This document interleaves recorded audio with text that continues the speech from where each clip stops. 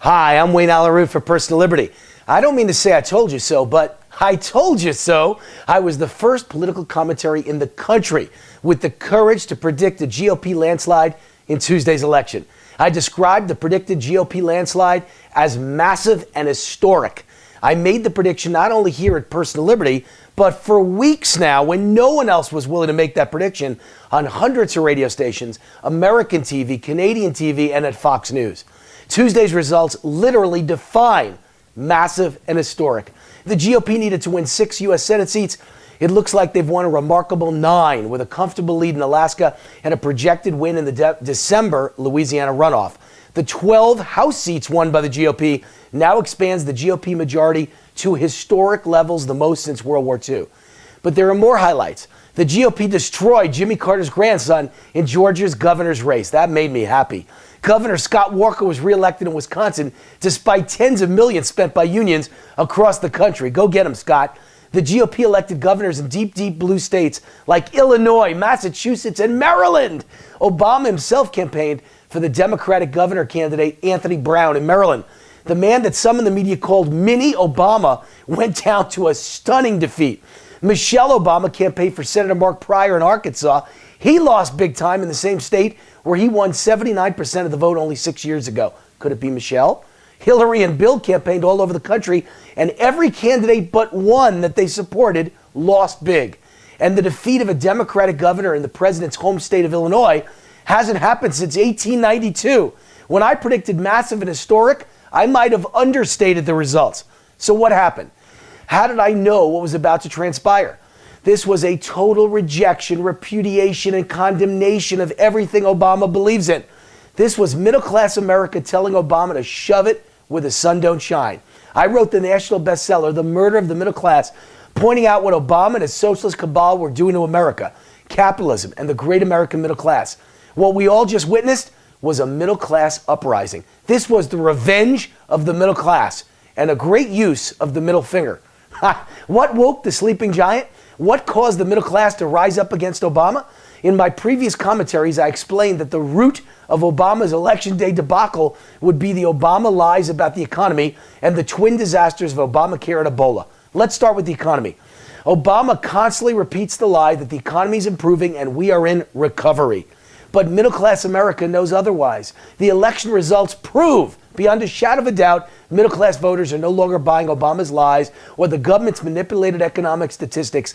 In exit polls, 70% of the voters said the economy is bad versus 30% that called it improving.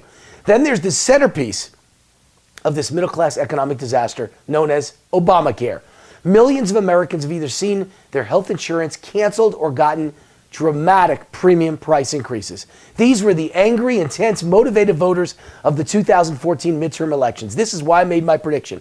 This was a vote to gain revenge on the man who promised, if you like your insurance, you can keep it. If you like your doctor, you can keep it, and your prices won't go up. All lies. Then there's Ebola. Obama's response to this pandemic or potential pandemic has ranged from incompetent to downright dangerous. Look no further than the new Ebola czar, who has no medical background and who has never been seen again since the day his appointment was announced. Maybe he's in quarantine.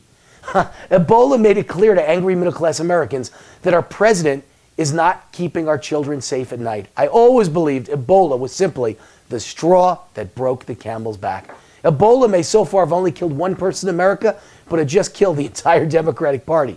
Now throw in our open southern border, Obama's failure to foresee the rise of ISIS, his lack of a coherent strategy to fight ISIS, and this jobless economy, and anyone but a Washington, D.C. insider can clearly see a Democratic Party disaster in Tuesday's election. But the reality is elections aren't won or lost based on issues. Elections are won based on the ground game. It's not who supports a candidate or a party that matters. It's who brings the most voters to the polls. Get out the vote. Back in 2012, Obama put together the most sophisticated ground game to get out the Democratic vote in the history of politics. The GOP failed miserably at the same ground game. The GOP actually had no ground game. Their new get out the vote system called Orca bombed on the morning of the national election, meaning the GOP never turned out a single vote. There was no get out the vote. Did the media ever tell you that? No. The failure of the GOP vote tracking system changed the outcome of the entire presidential election. Having no idea if your most loyal voters have gone to the polls or not is like flying a plane blind. Fast forward to today. Two crucial political developments have changed in favor of the GOP.